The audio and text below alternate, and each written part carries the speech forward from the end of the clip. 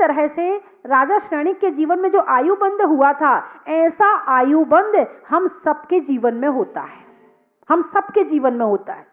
आयु के 3 हिस्सा निकलने के बाद 8 भाग में से एक भाग में कभी भी हो सकता है, एक में नहीं पड़ा तो दूसरे भाग में हो सकता है, फिर तिरभाग करो फिर उसमें हो सकता है, ऐसा 8 बार हो सकता है।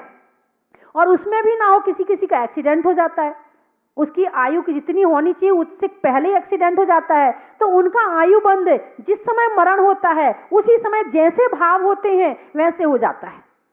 जिस समय यदि आप आयु बंध के समय क्रोध कर रहे हैं तो नरक का बंध हो जाएगा।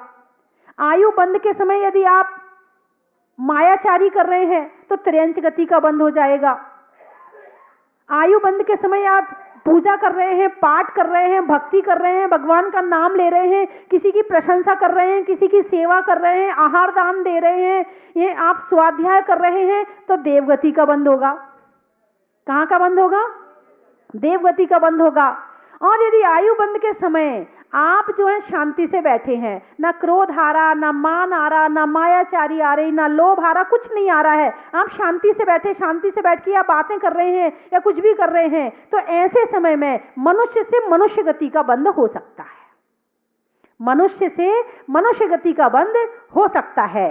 तो जिनकी आयु 40 से ऊपर की हो गई है वो अपने आप को संभाल के रखें, आयु बंध कभी भी हो सकता है।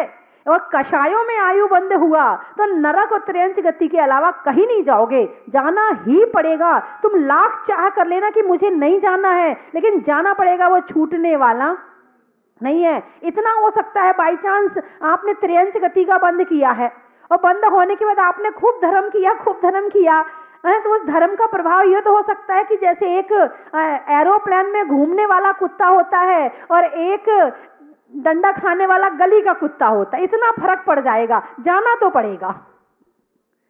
इसलिए अपने भावों को कषायों से बचा के रखना। ये घर में जो क्रोध के निमित्त मिलते हैं और जो धन संपत्ति है वो अभिमान का निमित्त है, और घर के जो काम है उसमें मायाचारी होती है, ये भी हमारे लिए दुर्गति का निमित्त है। और ज्यादा आपकी 40 से ऊपर आयु हो गई है तो ज्यादा लोभ मत करो। जो मिला वो किसी से कम नहीं, जो नहीं मिला उसका गम नहीं। प्रभु जितना दिया बहुत बहुत धन्यवाद, थैंक यू भगवान कहना चाहिए, भगवान को बहुत बहुत धन्यवाद देना चाहिए कि प्रभु आपने बहुत दिया, मुझे ज्यादा तृष्णा नहीं है, मैं इतने में ही सुखी रहूंगा, जितना मिला है उसमें से ही दान करूंगा। ऐसा नहीं कि दान करने के लिए कमा रहे हैं। कुछ लोग कहते हैं ना दान करने के लिए मत कमाना। हाँ, कमाओ तो भी अच्छी बात है, उद्देश्य यदि दान का बनाओगे तो भी अच्छी बात है, ये बुरी बात नहीं है, लेकिन ऐसा ना हो कि फिर मामला उल्टा हो जाए। एक बार की बात है कि एक ब्राह्मण था, तो वो ब्राह्मण बड़ा लोभी था। अब वो खजूर के पेड़ पे चढ़ा खजूर तोड़ने के लिए। काय के लिए? खजूर तोड़ने के लिए। खजूर का पेड़ बिल्कुल सीधा होता है, लेकिन लोभी वहां भी चढ़ गया। अब उसके बाद उसने देखा, ओहो मैं तो बहुत ऊपर आ गया, मामला गड़बड़ है, अब क्या करूं मैं। तो उसने जो है नीचे झांका तो उसका पैर फिसला, उसने फिर पकड़ लिया। अब वो उसने भगवान क्या करूं, हे भगवान क्या करूं, हे भगवान क्या करूं। उसने कहा यदि मैं सही सलामत उतर गया तो मैं 500 ब्राह्मणों को भोजन करवाऊंगा। वो थोड़ा सा नीचे उतरा, आधा आया, अरे उतर गया, चल नहीं अब 250 को करवाऊंगा, थोड़ा और उतर गया, नहीं अब तो मैं 100 को ही करवाऊंगा, थोड़ा और उतर गया, अब मैं तो 50 को ही करवाऊंगा, तो थोड़ा और नीचे आया, नहीं मैं तो 21 को करवाऊंगा, थोड़ा और नीचे आया, मैं तो 5 को ही करवाऊंगा। और जब नीचे आके खड़ा हुआ, उतरा तो मैं, उन्हें खाना क्यों खिलाऊं, उतरा तो मैं और खाना उनको खिलाऊं, ना ना ऐसा नहीं करूंगा। और ऐसा सोचकर उसने किसी को खाना नहीं खिलाया। ऐसे मत बन जाना। जब हमारे पास कुछ होता नहीं है तो हम भगवान से प्रार्थना करते हैं, हे भगवान ऐसा हो जाए तो ऐसा करेंगे, ऐसा हो जाए तो ऐसा करेंगे, और जब हो जाता है तो भगवान ने थोड़ी किया, हमने किया है। अपने आप को मानने लगता मैं करता हूं। अरे ध्यान रखना, इनकी कृपा के बिना कुछ भी होने वाला नहीं है।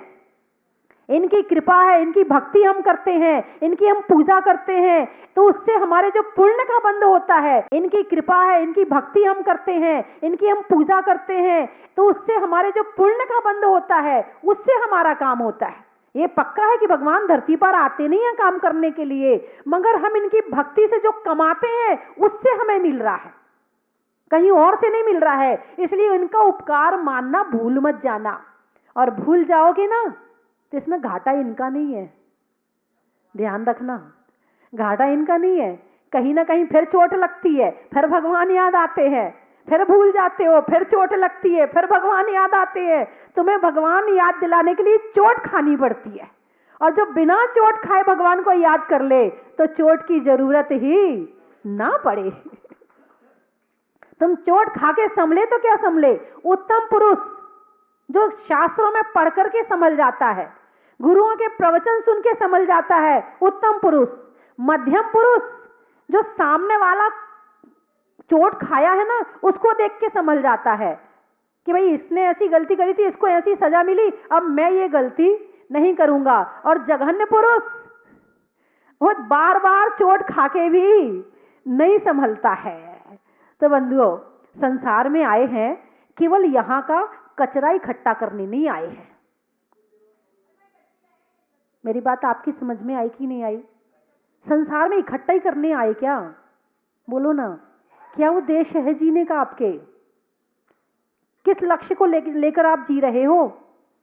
केवल इकट्ठा करने का ही लक्ष्य है तो बहुत बाप दादी इकट्ठे करके जमीन में गाड़ के चले गए, अभी भी जमीन के अंदर ही पड़ा है, उस पे ये बैठे हुए हैं, निकाल के देखो, ये बन के बैठ जाते हैं। ज्यादा मोह मत करना धन से, ज्यादा धन से मोह करोगे तो ये बन के बैठना पड़ेगा। जो जमीन में गाड़ते थे तो वो ये बन के बैठ जाते थे, अब तो होता है बैंक में। कहाँ होता है? बैंक में। तो नोट की कीड़ा बनना पड़ेगा। ज्यादा नोटों से मोह करोगे तो नोट की कीड़ा बनना पड़ेगा, मकान से मोह करोगे तो छिपकली बनना पड़ेगा, बच्चों से मोह करोगे तो मच्छर बन के उनको प्यार करने आओगे, मच्छर बन के उन्हें प्यार करने आओगे, और जब उन्हें प्यार करोगे ना उनके ऊपर बैठ के, तो बच्चे चटाक गए पिताजी। बात समझ में आई कि नहीं आई? हाँ, ज्यादा मोह मत करना, जितना भी करना है खुद से करो, खुद की आत्मा से करो, खुद के कल्याण से करो, खुद के भावों के लिए करो कि हमारे भाव कैसे सुधर जाएं, हम कैसे इन सब चीजों को छोड़ें। क्योंकि ये तो बड़ी अच्छी परंपरा है, ये प्रकृति ने बड़ा अच्छा नियम बनाया है कि खाली हाथ आते हैं और खाली हाथ जाते। इतनी अच्छी परंपरा है, इतनी अच्छी परंपरा है, मैं इससे अच्छी परंपरा दूसरी चीज को मानती नहीं। प्रकृति का ये नियम सबसे अच्छा है।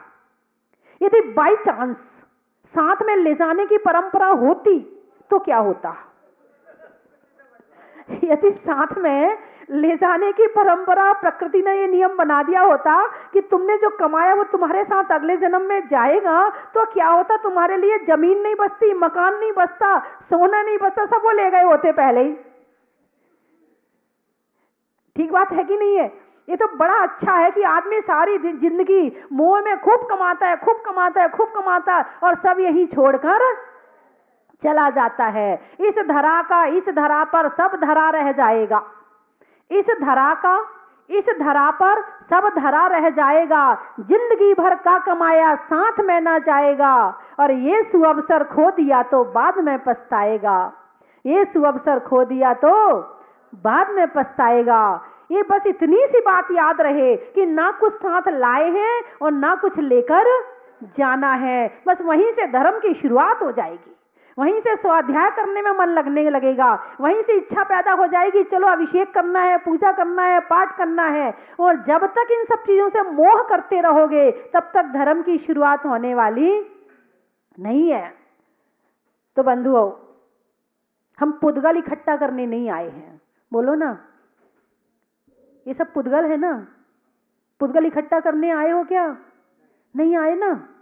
तो फिर अपने जीवन को सुधार लो, अपना खान पान सुधारो। सबसे पहले जिसका भोजन पे कंट्रोल हो गया उसका जीवन पे कंट्रोल हो गया, और जिसका भोजन पे कंट्रोल नहीं है उसका जीवन पे कंट्रोल नहीं हो सकता है।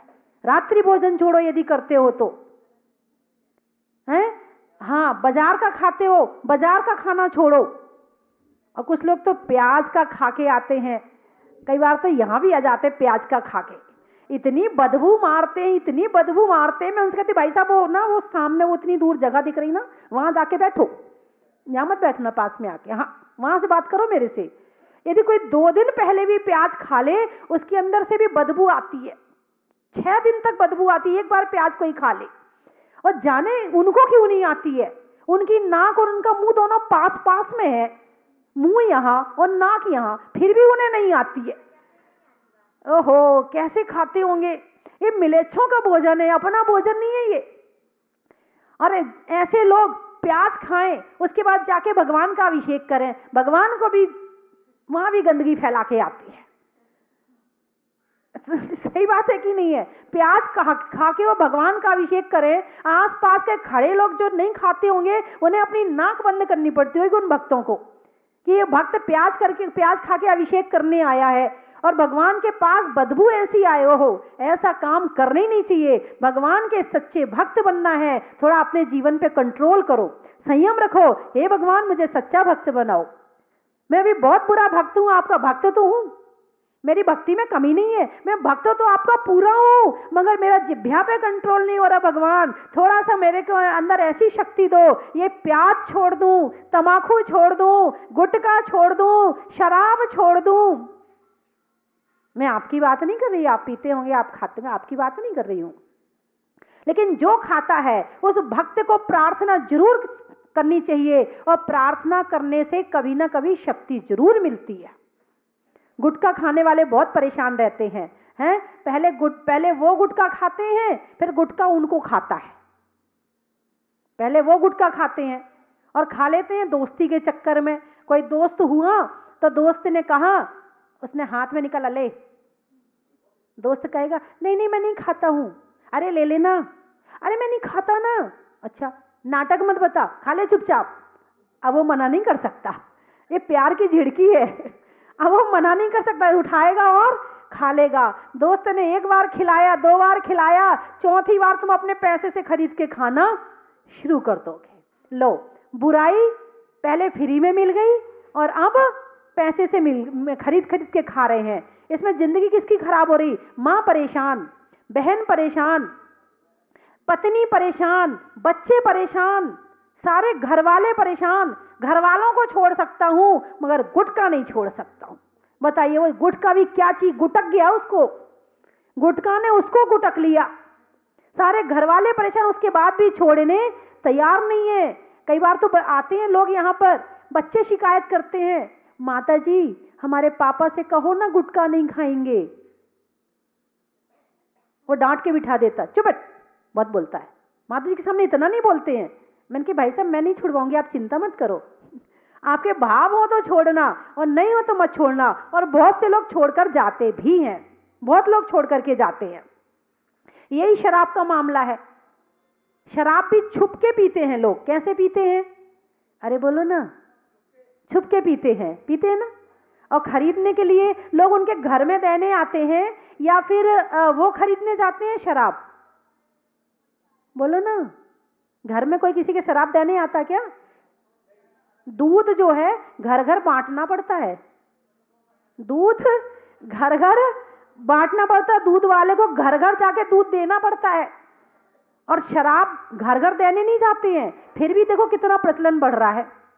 यानी बुराई खरीद के लाते हैं और अच्छाई को घर घर बांटना पड़ता है। अभी कल एक बहन जी आई थी, बोले माता जी मेरे को बड़ा भाव रहता है कि मैं पाठशाला चलाऊं, फिर बच्चे कम हो जाते हैं, फिर घर घर जाके बुला के लाती हूँ, फिर उसके बाद थोड़े दिन चलती वो फिर कम हो जाते, मैं फिर घर घर जाके बुला के लाती हूँ। मैंने कहा बहन जी जैसे दूध घर घर जाके बांटना पड़ता है, ऐसे ही अच्छाई घर घर जाके बांटनी पड़ती है। प्रवचन भी तो घर घर में जा रहे तभी तो आप सुन रहे हो ना, घर घर में प्रवचन जा रहे हैं तभी सुन पा रहे हो। रोज प्रवचन अब सुनने के लिए अपने गांव में भी नहीं जाते हैं, घर में मिल रहे हैं इसीलिए सुन लेते हैं।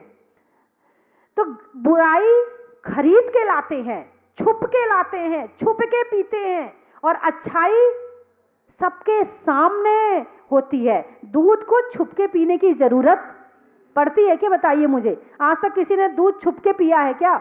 हाँ, घर में कोई बड़ा परिवार हो और बहुत सारी देवरानी जिठानी हो, उसमें कभी मामला ऐसा पड़ जाए तो बात अलग है। बाकी दूध छुप के पीने की चीज नहीं है, दिखा के पिएंगे हम दूध पी रहे, कोई बुराई वाली बात नहीं है। और शराब अलग, उसकी स्टॉल अलग लगानी पड़ती है, चारों तरफ पर्दे लगे होते हैं, बिल्कुल बंद जगह होती, वहां शराब पी जाती है। और वहां बच्चे भी पहुंच जाए तो वहां से भगा दिया जाता है, अरे तू झलट यहां से। जो पिता स्वयं शराब पी रहा है, वो क्या अपने बच्चे से कह पाएगा कि बेटा तू शराब मत पी? जब बेटा शराबी, बाप शराबी, तो बेटा भी शराबी और कबाबी, फिर तो दो काम एक कदम आगे, कटोरे पे कटोरा, बेटा बाप से भी गोरा। यदि पिताजी सिगरेट पिएंगे तो बेटा सिगरेट शराब दोनों पिएगा, उसका बेटा तीसरा काम और बढ़ा देगा, उसमें सब आगे कर देंगे, एक के बाद एक पीढ़ी और पढ़ी लिखी आ रही है। तो बंधुओं, संसार में ये सारा का सारा पुद्गल है और मोहित होकर उसमें हम लगे पड़े हुए हैं। लोग शराब पी के अपना गम भुलाना चाहते हैं। शराब पी के कोई गम भुला सकता कि गम पैदा करते हैं? यदि शराब पीने ही से गम भूल रहे होते तो धर्म क्या चीज थी? जो नशा शराब में है, और यदि आत्मा के प्रति जिज्ञासा पैदा कर लो, अध्यात्म पढ़ना शुरू कर दो, तो जैसे शराब में डूबे रहने का मन करता है, आप अध्यात्म शुरू करो, आपका भाव ऐसा रहेगा इसी में डूबे रहो, सब छूट जाएगा संसार, दिमाग से और सब कचरा होगा वो सारा निकल जाएगा। उसमें नशा कम है और इसमें ज्यादा है, करके देखो तो सही। ऐसा मन लगेगा कि बाहर निकलने का मन नहीं करेगा। वो तो तुम्हारा ये भाव और वो भाव दोनों बिगाड़ देती है। मगर आपने धर्म, अध्यात्म, ध्यान पैदा कर लिया अपने अंदर, तो आपका ये भाव भी सुधर जाएगा और अगला भाव भी सुधर जाएगा। तो इस संसार में एक बाजार है, इस संसार एक बाजार है, सौदा देख कर लेना। कहीं हीरों के बदले कंकड़ पत्थर ना भर लेना। आपकी दृष्टि में रत्न क्या है? हीरा, मोती, पन्ना, माणिक, गोमेद, आपकी दृष्टि में यही रत्न है ना? अरे हाँ बोलो ना, अरे हाँ बोलो ना। हाँ, ये रत्न आपने पावी लिए, खूब मेहनत करी, खूब कमाई करी, और आपको डायमंड के सेट और दुनिया भर के सेट मिल भी गए, तो ये रत्न आपके साथ अगले जन्म तक साथ जाएंगे क्या? नहीं जाएंगे ना, हैं? तो मैं 3 रत्न आपको देना चाहती हूँ, आप लेंगे मेरे से? अरे बोलो ना, आप लेंगे तो मैं दूं, हैं? और वो रत्न ऐसे हैं कि आपका ये जीवन भी सुधर जाएगा और अगला जीवन भी सुधर जाएगा।